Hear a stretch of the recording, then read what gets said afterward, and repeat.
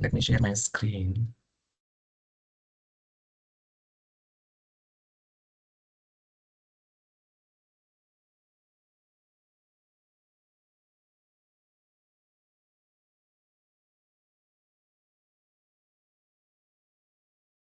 I hope my screen is visible. Okay, not for me at least. Someone means if in case you are seeing the screen, just say yes or no in the Yeah, chat, yeah. or maybe you can see. Okay, Yes, yes, probably I my can. Yeah. internet connection. Okay, great. Yeah, please proceed. Okay.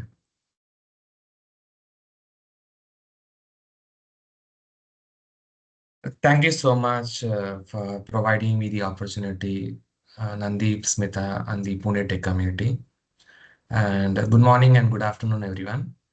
And I'm appreciating everyone's efforts for organizing this Agentic AI Conference 2026 by Pune Tech Community.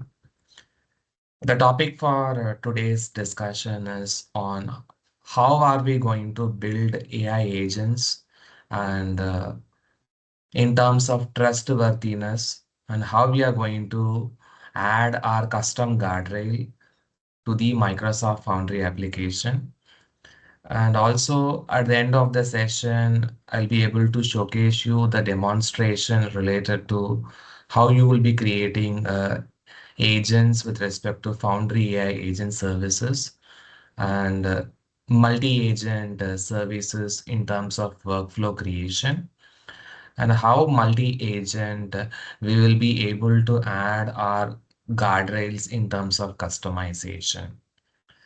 So what will be the key takeaways for this session? If you have noticed, you will be able to familiarize the concept behind the agents and what are the different types of models available under the model catalog of Microsoft Foundry and various types of tools which are related to code interpreter and how the grounding in terms of web search grounding, the file search grounding, the different types of workflows related to multi-agent orchestration, and what could be the best practices in terms of this guardrail if you are trying to collaborate inside the Microsoft Foundry. And the most interesting stuff I'll be touching based upon the loop engineering and how the loop engineering is going to be a rule in the upcoming days. And with one quiz at the end of this session. So that is about the overall key objectives as well as what are the key takeaways from this program. And feel free to reach out to me if you have any questions related to agentic AI or in the AI field on my LinkedIn handle. Let's get started.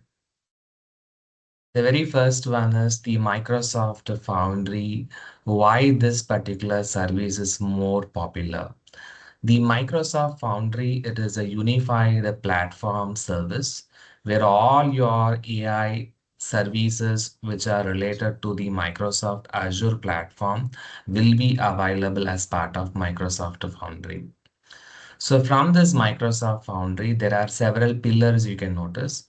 The pillars are related to models, your IQ, agent services, your tools, machine learning, and the control plane.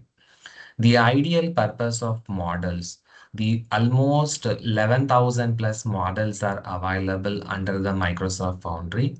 The models which are latest to models like Claude Fable model, your Claude Opus model, Anthropic related model, industry specific model, GPT 5.6 model, or the latest to GPT 5.6 Luna model is also available under the model catalog section. And related to IQ, we call it as intelligent quotient. The purpose of this intelligent quotient, you can ground this service which are trusted and authorized data resources. It could be your Foundry IQ, your work IQ, or the IQs which are related to web IQ. For Microsoft 365 applications, we will be grounding our LLM and the data and the context towards the work IQ based upon your enterprise context. And for the Foundry IQ, any services which are related to your Microsoft Azure search services will be moving towards the Foundry IQ. And for Fabric IQ, anything related to Fabric data engineering, you can go for Fabric IQ, and you will be able to ground your data towards the web also, which is the Web IQ.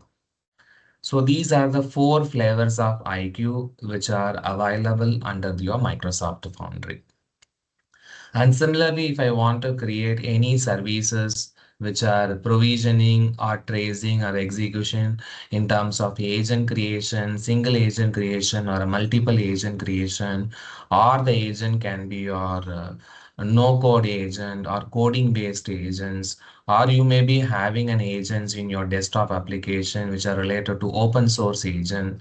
So complete linking of agents is also possible under the Foundry agent services. And with respect to tools, any type of external connectors, external providers, external application, external system you want to connect it, you can make use of tool section as part of the catalog. So close to 1400 plus tools are available under your Microsoft Foundry section. And final one is your machine learning application in terms of any type of prediction or forecasting model related to your Azure specific machine learning you want to do it. We will be recommending the machine learning service of Foundry. I hope my screen is visible, right? There is no interruption. Yeah, we can see it. We can see it. Okay.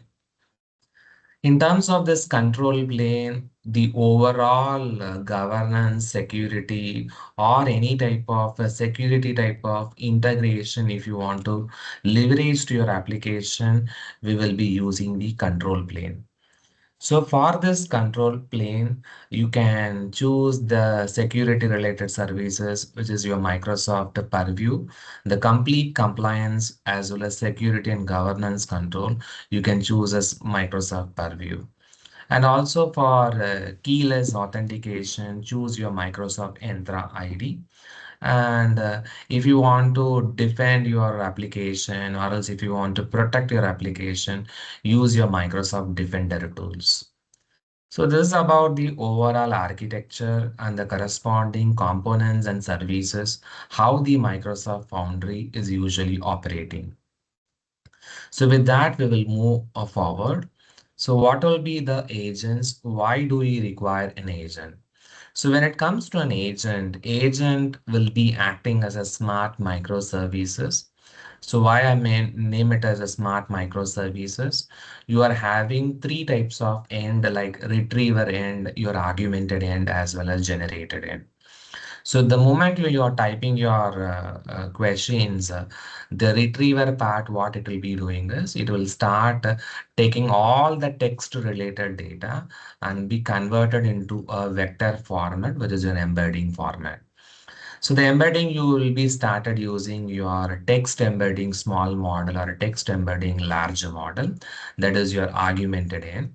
So all your vectors along with your embedding with your context, if you are asking your questions, that will be ideally generated in your vector DB and you will be getting the complete answers in your large language model.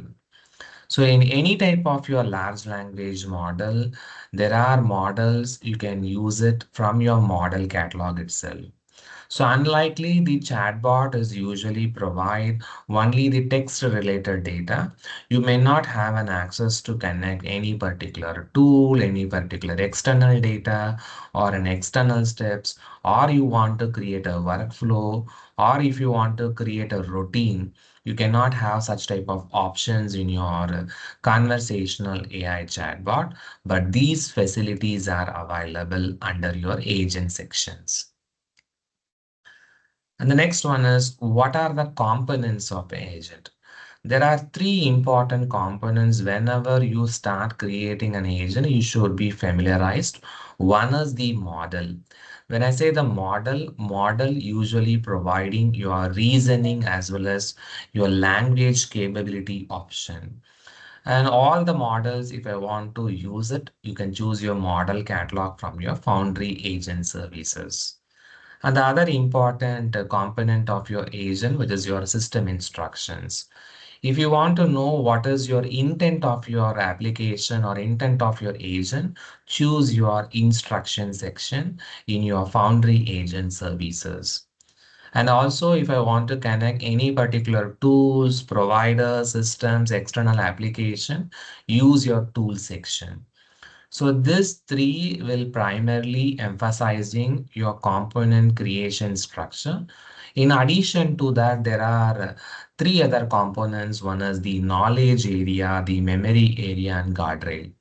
So guardrail typically used for your content safety related applications and capabilities. You can go for guardrail.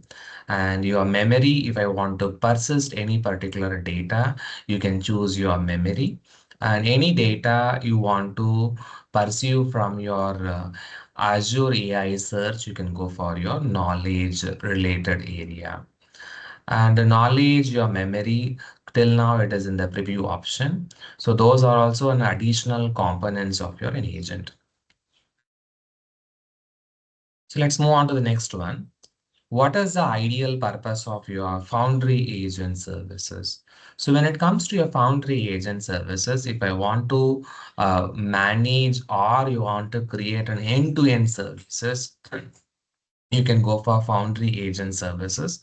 And in this Foundry agent services, it is a no-code platform, or even if you want to create a code-related Foundry agent services, you can choose an agent, Microsoft Agent Framework. And there are protocols you can use. It could be a MCP protocol, or it could be agent-to-agent protocol, or even you can choose your OpenAI specification protocol when it comes to your Foundry agent services. So with that, I'm going to show you how are we going to create an agents using your Microsoft Foundry application. So let me walk through the Microsoft Azure portal for this.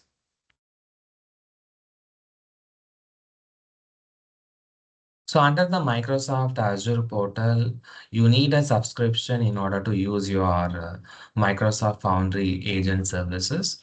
You will be using either your free trial account subscription if you're not having an account.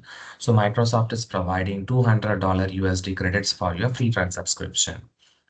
And once the free trial subscription ended, you can upgrade your subscription to pay as you go subscription. So choose your Microsoft Foundry service. Once you choose this, there is an option known as create a Foundry resource. So click the option create a Foundry resource. So under the Foundry resource, you will be having a subscription, your resource group creation. So resource group, it is a container where all the Azure resource services are placed. So you can create a resource group, or else you can choose an existing resource group. So I am having an already existing resource group. And if you want, you can provide a name of the Foundry resource. So I'm providing the name of the Foundry resource test agent conf. So there's a Foundry resource I'm going to create. And then which region you're supposed to deploy. You can deploy any of the region. So provide these four details, and if you hit the button review plus create. So this will take hardly a minute or two to make your resource successful deployment. Once it is done, you can see the resources I am already provisioned it under the all resources. You just click under all resources, the resource which I have already provisioned it. So once you click this, there is an option known as redirect to the Microsoft Azure AI Foundry. So there will be an option available. So you can go to the Foundry portal. When you redirect to the Foundry portal, the Foundry portal will look like this. So from the Foundry portal, you can see that there are quite interesting components. As I told earlier, if I want to create a no-code agent, you can choose an option, build an agent. If I want to create an agent in terms of coding, you can go for your Visual Studio Code and code with respect to your Microsoft Agent Framework or semantic kernel. So there's two ways. Other than that, one more way they have recently introduced is I'm having an agent in other platforms, and those agent I want to link it to my Foundry resource. Do I have a provision to do that? That option is nothing but linking an agent to the existing Foundry application. So where can I notice that particular application? Go to the build section. Under the build section, if I start creating an agent, you can see link an external agent. So this is a new option recently introduced, as well as code and agent is recently introduced. So earlier days, when I say code and agent, I have to open the VS Code environment and I need to install certain extension to code that. So now you can use your code and agent in the browser itself, you can coding an agent. So that option is available. And let me move on to the model section. So under the model section, whenever you create an agent, you require a model. Without a model, you may not able to execute any of your chat conversations and further queries. So what I need is, so you require a model first. So whenever you need a model, so there are close to 11,000 plus models are available under the model catalog. So there are close to 11,000 plus models available, GPT 5.6 Luna, GPT 5.6 Terra, and Sol, and your Kimi model, your Claude Sonnet, Claude Mythos, your Claude Fable model. So these are the all types of models, not only Microsoft specific, industry specific, custom specific. And how do you know that this particular model is for your right fit? So there are two ways to you can check out. One is you go to the compare model section and you can choose a model from the deck and you can compare that. The other way is you can go to the model leader dashboard. Under the leader dashboard, there are certain benchmarks available like a cost, quality, throughput, safety. So based on that, you will be able to compare the models. So once the model has been ready, you will be able to create any type of agent. In case I didn't deploy any base model or a fine-tuned model, will I be able to create an agent where the agent can create its own default model? That option is also available. Go to the agent section. Under the agent section, if I go for build, agent creation, build an agent. So I just provide an agent name and expense agent. So I'm going to give an agent name as expense agent, create it. So whenever I create an agent, by default, model was deploying is GPT-5 mini. So GPT-5 mini as well as your text embedding model, these two are the models will be defaultly deployed whenever you create an agent. No, no, my agent, I want to reduce the cost. I don't want to invest such type of agent related cost. Will I be able to do such type of activities? Yes, you can directly delete the deployment and you can deploy your own deployment model. So that is also possible. So other than that, a model creation, a model is ready and the agent, we can start creating it. So there are, when I say hi, some greetings, I'm not having any instruction right now. It will provide very generic responses. Okay. This is not a relevant one in our case because we need to provide a system instruction. So I'm going to provide a system instruction. I am an expense agent. I will be able to provide answer related to expense policy document and others. So there's a system instruction I just given. Now, if you ask, you say the agent, if you start querying it, it will clearly provide you the system instruction which are related to expense policy and claim. So this is perfect. So let's add the knowledge base to the expense agent. How do you add a knowledge base to an expense agent? So by default, it is having a tool known as web search as a grounding with your Bing. In order to add a tool, you can add a tool. I will be enabling the tool is known as file search tool. I'll enable this. So whenever you enable the file search tool, you need to query the overall knowledge base. You require a vector index. If you want a vector index, automatically you require a model known as text embedding model small. Browse the file. Let me browse the file as your expense policy claim. So expense policy document, I'm just added it.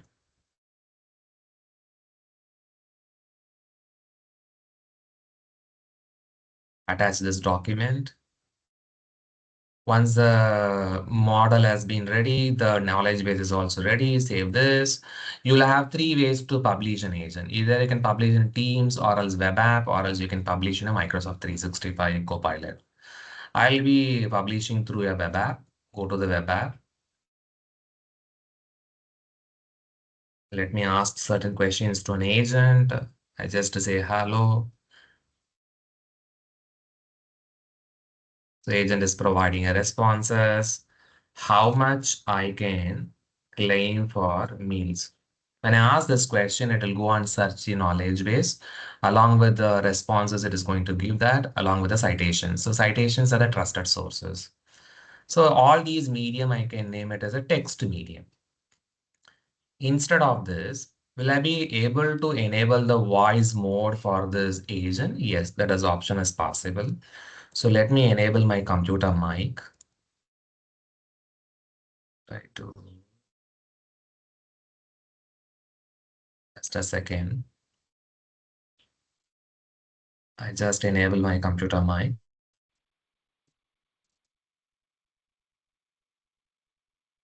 Okay. I just enable the voice also. How much I can claim for travel? How much I can claim for travel?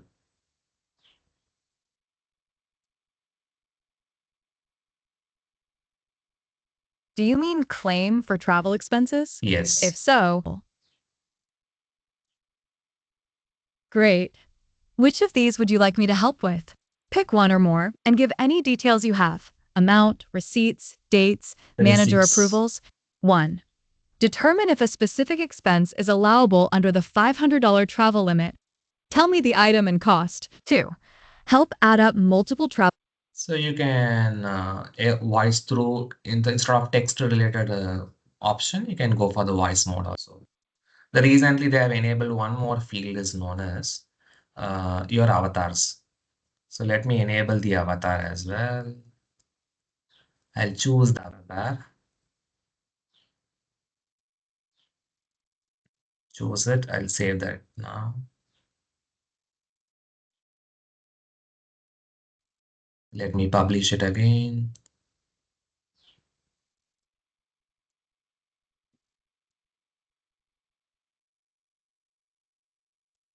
That is there, right?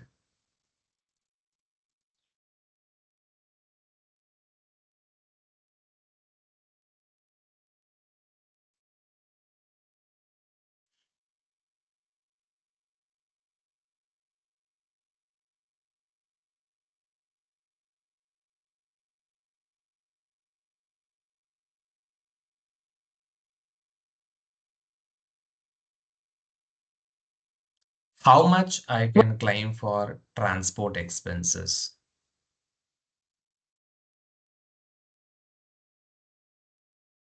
Welcome. I can help with that. You can claim up to $500 per trip for transport, travel expenses. The policy states you should use the most economical, direct mode of transport, economy flights, trains, buses, taxis, and use the company's preferred booking tools. Provide receipts and avoid personal or upgrade charges. Quick questions, so I can give exact next steps. Is this for mileage? I hope you all have a clear clarity how to use voice mode and how to use your avatars.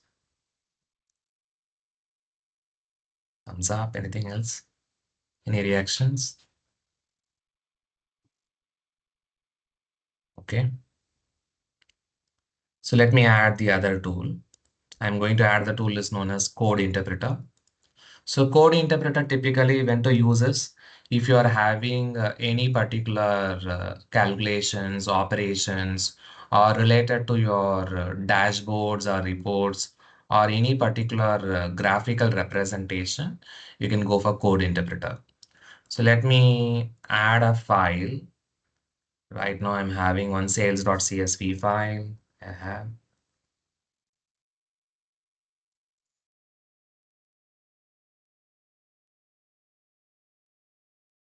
attach this, save this. Let me publish it again.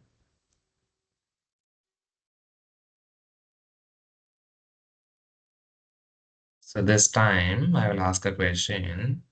Create a bar graph for unit, say item type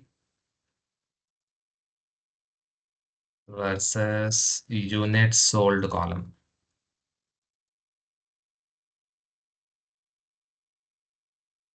So it is going to query the code interpreter option now. In the background, the pandas package, matplotlib, cborn is going to execute it as a code and see the final result.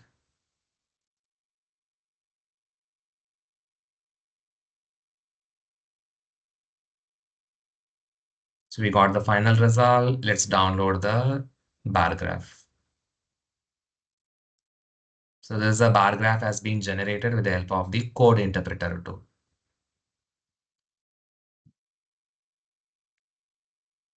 So we can see an extensive usage of code interpreter tool along with the bar graph has been generated.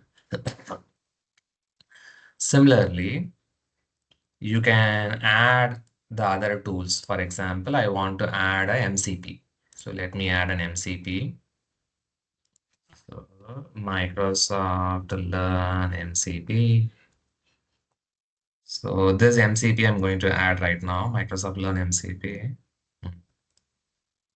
Let me add this. I just connected the tool now. So in this tool section, you are having a memory, your tools, your chat model, all are present, right? Let's save this. Again, I'm going to publish this model, publish this agent. So what is the question I'm going to ask? How to create Azure static web apps. So this is going to refer the tool Microsoft Learn MCP server.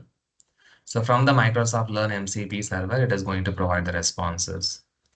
So whenever you want to search a Microsoft Learn MCP server, it will have a human in the loop process, like whether I need to approve this statement or deny this statement. You can approve all the tools every time, or else only once, or only for this particular tool. I'll say approve once. Then immediately the responses will be picked up from the Microsoft Learn MCP server. So that's how the tools section has been used in your Microsoft Foundry agent as a single agent services. So currently we understood the usage of how are we creating an agents using a Microsoft Foundry agent services. So the next concept we will discuss known as workflow. So the ideal usage of workflow is it is a UI based tools with respect to your Microsoft Foundry, where you will be having a predefined sequence of actions, or you are going to combine a multiple agents in a visual builder. Okay, you are not going to orchestrate single agent this time. We will be orchestrating all the repeatable process in supporting along with your multiple agents in a sequence or in a group, or it could be human in the loop. So likewise, we are going to create a workflow inside the Microsoft Foundry agent services. So under the Microsoft Foundry agent, there are four different types of workflows that are available. What are the four different types of workflows? One is blank workflow. So any of the workflow, the moment you started with that, you have to start with your blank workflow only.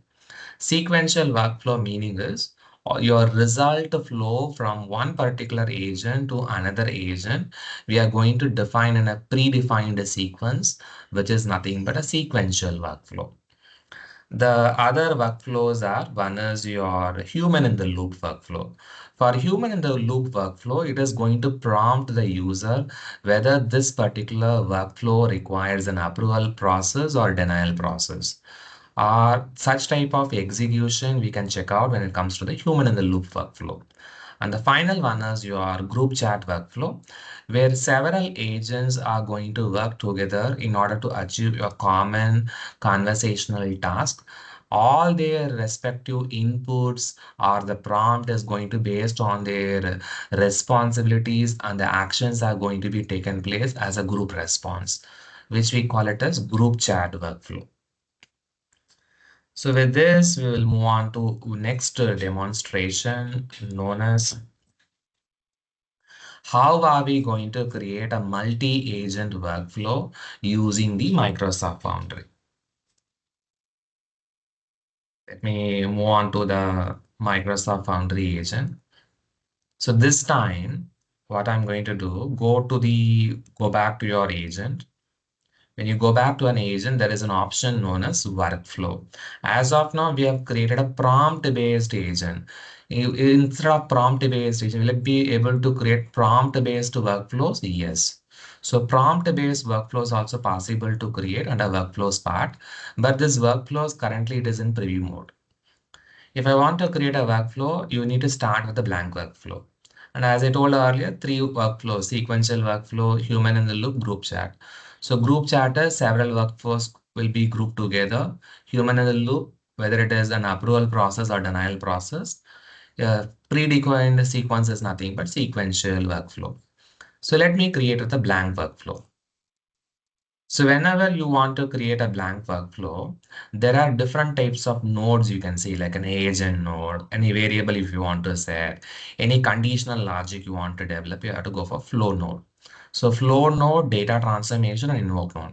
So before you jumping to the workflow node, so it is always advisable. What is the advisable part is, you go to the agent and we need to create three different types of agent I'm going to create. So what are three different type of agent I'm going to create is, one is marketing analyst agent. The second agent I'm going to create as marketing copywriter. And the third agent I'll be creating as marketing editor. In the marketing analyst agent, there are certain factors you are going to identify. One is key features, your target audience, and unique selling points. So these three are the things we are going to define under the marketing analyst agent.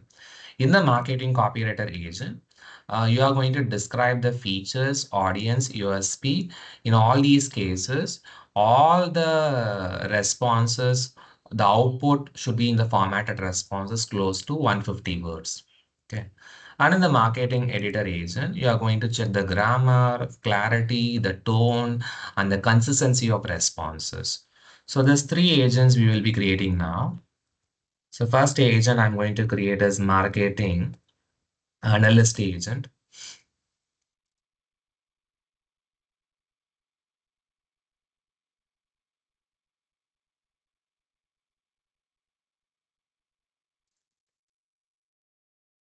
So under the marketing analyst agent, we need to provide the system instruction, given, done. Next one is, you have to create the next agent is marketing copywriter. I'll create marketing copy writer.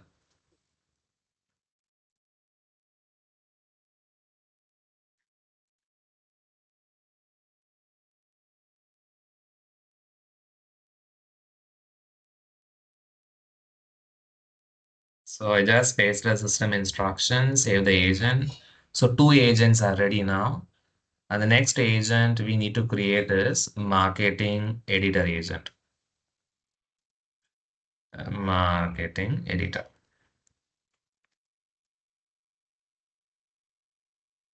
Marketing editor agent, I'm going to create it.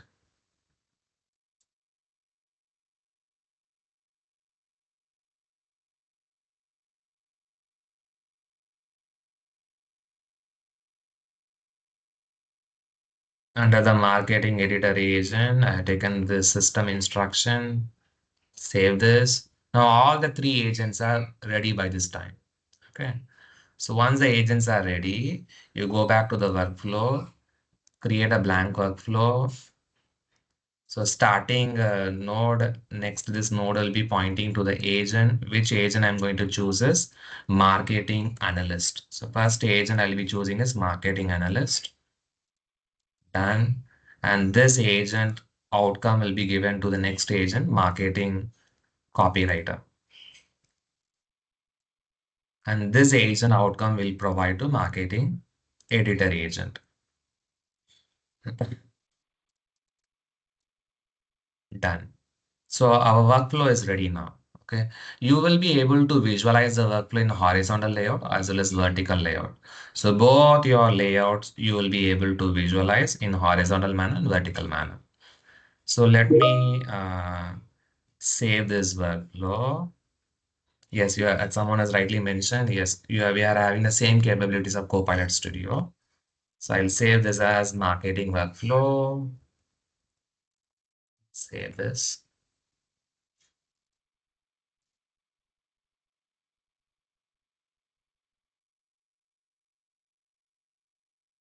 So workflow is ready by this time. Let us preview the workflow. So, and it is also published. The marketing workflow has been published now. So I'm going to ask create a tweet about the future of future of LLM. Okay. So our workflow started executing now, starting node, now marketing analyst node. That output is going to marketing copywriter, and that output is going to give the marketing editor. So finally, you got the responses of feature of LLM. So this message, if you are having a connector, you can directly place in the Twitter itself. So that's how you will be able to create your multi-agent workflow under your Microsoft Foundry. So the next concept we will move forward is the guardrails in Microsoft Foundry. Why this guardrails it is typically required? When I say guardrails, why it is required in the sense. So guardrails will have certain safety as well as security controls, which are managed in terms of AI workflows, in terms of protection, in terms of prevention, or if I want to prevent any harmful content, you have to choose the guardrail. So by default, whenever an agent has been created, which is the guardrail is enabled by default in all the agent is your Microsoft default V2 guardrail. So when you click any agent under the guardrail section, you can see here guardrails part. So what are the guardrails is enabled is Microsoft default V2 guardrail was enabled. And what are the controls was enabled like a jailbreak control, content safety, protected material, and the risk without controls. This is not enabled. If you want, you can create it. So currently we are already manage the existing guardrail. In case if you want to create your own guardrail and if you want to reassign the guardrail for your agent, reassign the guardrail for the model, you have to go to the guardrail section and we need to create it. In case if user is asking a question, how to make, for example, so content safety API is enabled by default in all the guardrail section. How to make an atom bomb. So this is related to offensive content, which is in violence in nature. So violence category, hate category, self-harm category, sexual category. So those four types of category, the content safety API has been enabled by default. So you will not get any response for this question. So this content has been prevented. It is not going to provide any responses because the default guardrail was enabled. In case, if you want to create your own guardrail, go to guardrail.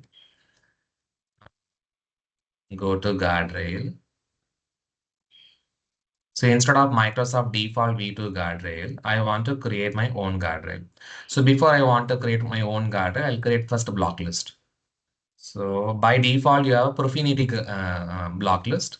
Let me add with my own block list. So either you can add manually or else you can upload a CSV file. Let me add the words like hate. If there is a words related to hate content, it is going to block, kill,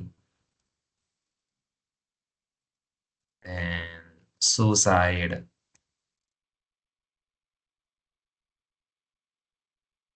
So if these type of contents are available, it is going to block. So I have created a block list now. That is block list 738. Now you go to the guardrail, create a guardrail. So this time you can choose the content type. So I'll be choosing the self-harm content 4 and the block list. By default, I'll choose Profinity as well as custom block list. Both I'll be choosing it. And whichever you want, whether if you want to prevent any PI information, you can go for PI guardrail. So in the PI guardrail, you will be able to choose it like what type of PI protection you want to give, like a name protection, phone number protection, address, IP age. So you can choose that. Currently, I'll be choosing all types of content harm and block list and the protected material for code, protected material for text.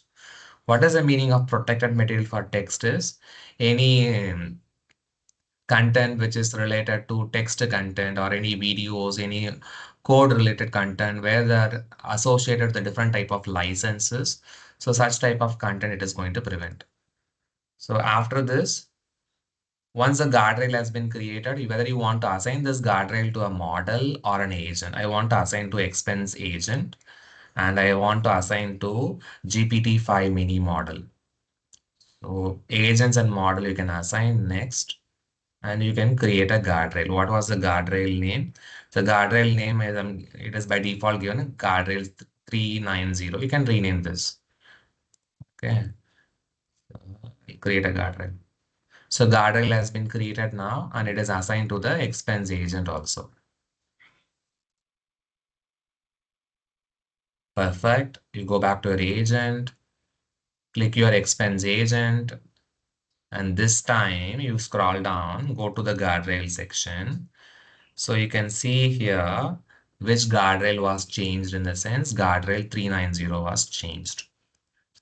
If I ask any harmful questions, how to kill a person.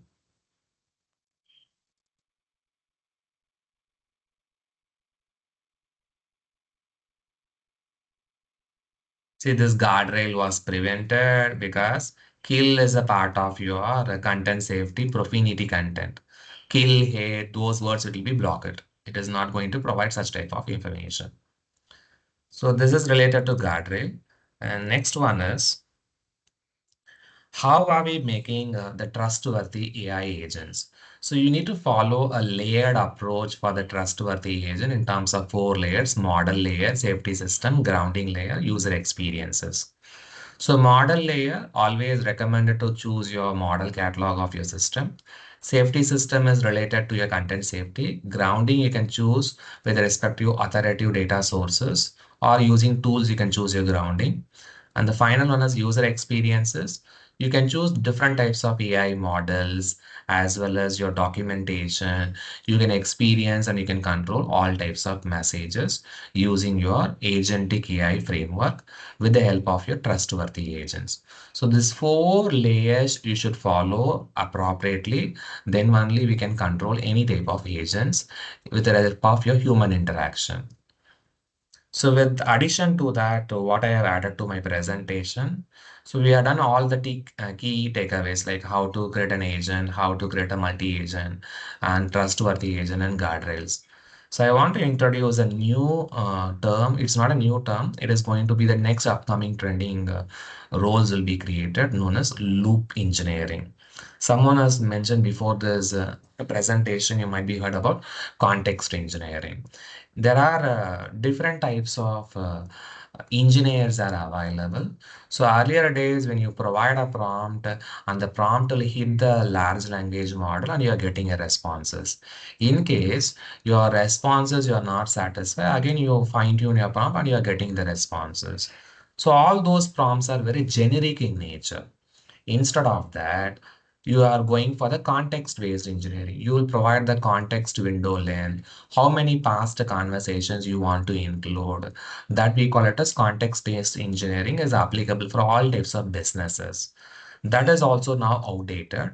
And again, from context engineering, we move to the harness engineering.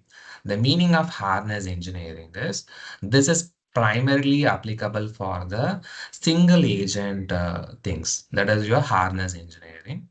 And for loop engineering, the instead of a human being is providing the prompt and getting the responses, let's agent is going to run the prompt, and if the condition or goal has been achieved, the loop is ended.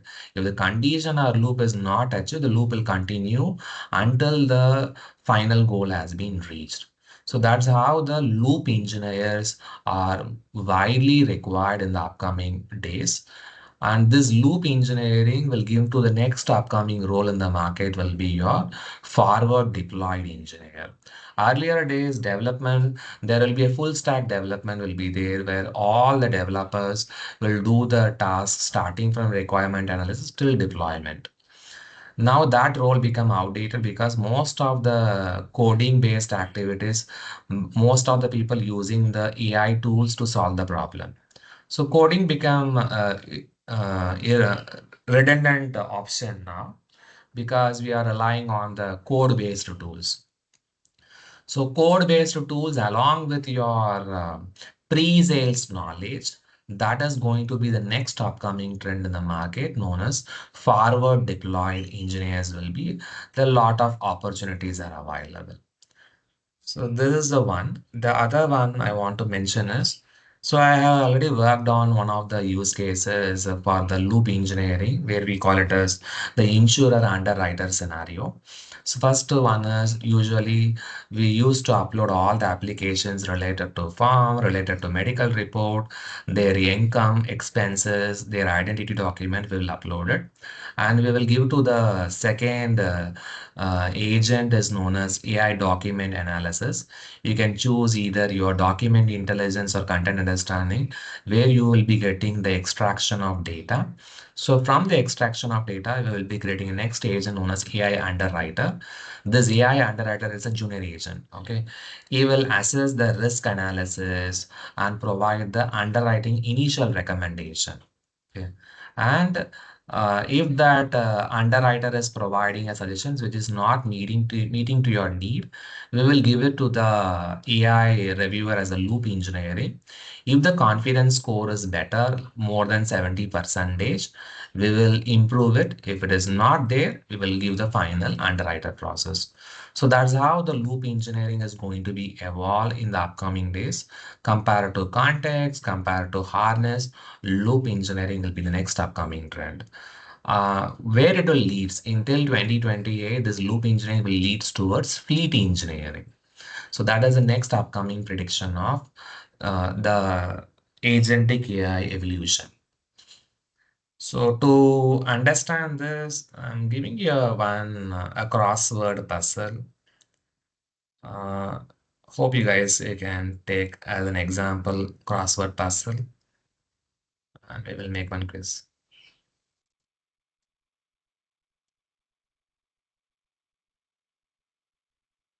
So I given the word bank. From the word bank, you can choose the answer.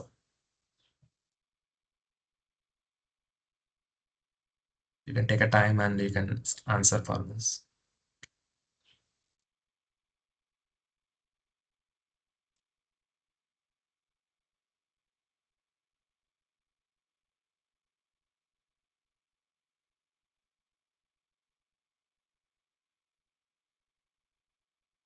Any answers on the chat?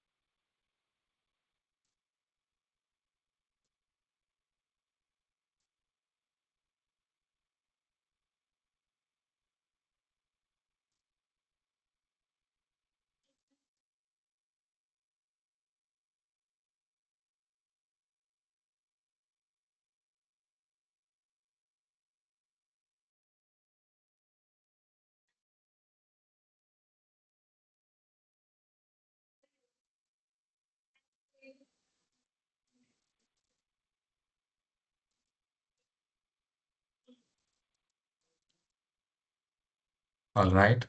We move on to the next. Answers I will reveal in another 1 minute. Those are not completed. So please take a minute and to complete this.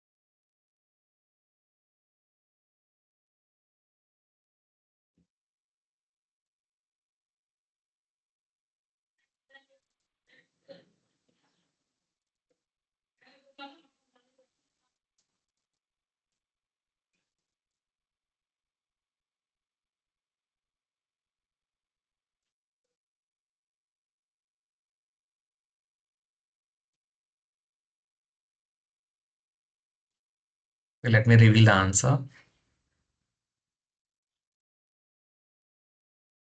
This is the answer for your puzzle. The first one is loop, and the fourth answer is your loop engineering. Fifth one is your skills, and seventh one is quality. Second one is your memory, and third one is your plugin. And the sixth is iteration. And one more feature I didn't mention. Let me mention that feature also. So currently, the Microsoft Foundry, they've introduced one more option known as routine. Routine is same as your Microsoft 365 Copilot scheduled prompt. If I want to schedule any agent, whether I want to schedule an agent only for one time or else I want to schedule an agent as a recurring schedule, that you can check out. So you can type some name, which agent you want to select. You can choose an agent and you put a prompt. And if you want to run as a schedule, you can run as a schedule also. So this routine feature, they newly introduced it. So this is more similar to your functional applications or Azure functions. In the Azure functions, we are having a different type of trigger. Instead of that, you can make use of this option as a routine option. So this new feature has been introduced. So that's it. Thank you so much, Nandeep and Smita and the Ponytech community. Over to questions, Nandeep. Thank you, Janarthanan. I will stop the recording and yeah, we can take a couple of minutes